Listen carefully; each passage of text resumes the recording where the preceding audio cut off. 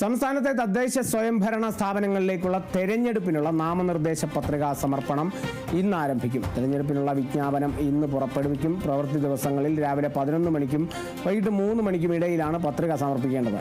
ഈ മാസം 21 വരെയാണ് പത്രിക സമർപ്പിക്കാനുള്ള അവസാന ദിവസം.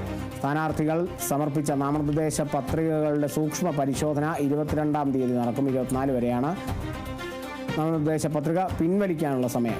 നാമനിർദ്ദേശ പത്രിക സമർപ്പിക്കാൻ പോകുന്ന സ്ഥാനാർത്ഥിക്കൊപ്പം 3 അകമ്പടി വാഹനങ്ങൾ മാത്രമേ 100 മീറ്റർ പരിധിക്കുള്ളിൽ അനുവദിക്കൂ. വരണാധികാരി അല്ലെങ്കിൽ വരണാധികാരി മുമ്പാകെ പത്രിക സമർപ്പിക്കുന്ന വേളയിൽ വരണാധികാരിയുടെ റൂമിലേക്ക് സ്ഥാനാർത്ഥി ഉൾപ്പെടെ 5 പേർക്ക് മാത്രമേ പ്രവേശനാനുമതിയുള്ളൂ.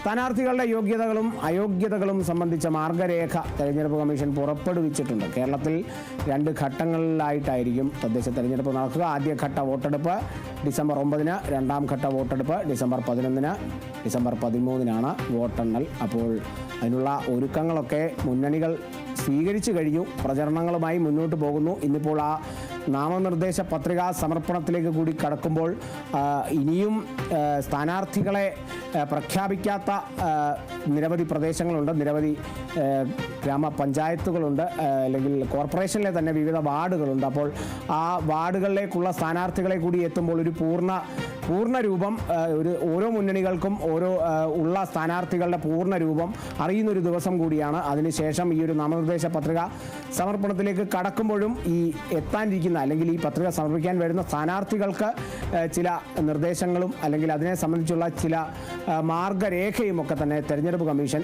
പുറത്തുവിട്ടിട്ടുണ്ട്. വരണാധികാരിയുടെ അടുത്തേക്ക് എത്തുമ്പോൾ ആ സ്ഥാനാർത്ഥിക്കൊപ്പം 5 പേർ മാത്രമേ പാടുള്ളൂ. അതോടൊപ്പം ഈ പത്രിക സമർപ്പിക്കാൻ വരുന്ന സമയത്ത് അകമ്പടി വാഹനങ്ങൾ 3 മാത്രമേ പാടുള്ളൂ. അല്ലെങ്കിൽ അതൊരു വലിയ റാലിയായി കൊണ്ടുവരരുത് എന്നുള്ളതാണ് തെരഞ്ഞെടുപ്പ് കമ്മീഷൻ മുന്നോട്ട് വെക്കുന്ന ആ ഒരു മാർഗരേഖ. ഈ ഒരു 100 മീറ്റർ പരിധിക്കുള്ളിലാണ് ഈ ഒരു 3 അകമ്പടി വാഹനങ്ങൾ. അപ്പോൾ മുന്നണികൾക്ക് ആ 100 മീറ്റർ പുറത്തേക്ക് വേണമെങ്കിൽ വലിയൊരു ഘോഷയാത്രയായി വന്നാലും അതിലൊരു തെറ്റില്ല എന്നുള്ളതാണ് അതിൽ കൂടെ മനസ്സിലാക്കേണ്ടത്. 100 മീറ്റർ പരിധിക്കുള്ളിൽ 3 അകമ്പടി വാഹനങ്ങൾക്ക് മാത്രമേ അനുവാദമുള്ളൂ. ഒപ്പം ഈ ഒരു വരണാധികാരിയുടെ റൂമിലേക്ക് സ്ഥാനാർത്ഥി ഉൾപ്പെടെ 5 പേർക്ക് മാത്രമേ പ്രവേശനാനുമതിയുള്ളൂ എന്നുള്ളതും കൂടിയുണ്ട്. യോഗ്യതകളും അയോഗ്യതകളും സംബന്ധിച്ച മാർഗരേഖയാണ് അതിൽ തെരഞ്ഞെടുപ്പ് കമ്മീഷൻ പുറപ്പെടുവിച്ചിട്ടുള്ളത്. കേരളത്തിൽ എന്തായാലും 2 ഘട്ടങ്ങളായി നടക്കുന്ന തെരഞ്ഞെടുപ്പ്, അത് ഒന്ന് ഡിസംബർ 9, ഒന്ന് ഡിസംബർ 11. ഡിസംബർ 13-ന് ആണ് തദ്ദേശ തെരഞ്ഞെടുപ്പിൻ്റെ വോട്ടെണ്ണൽ.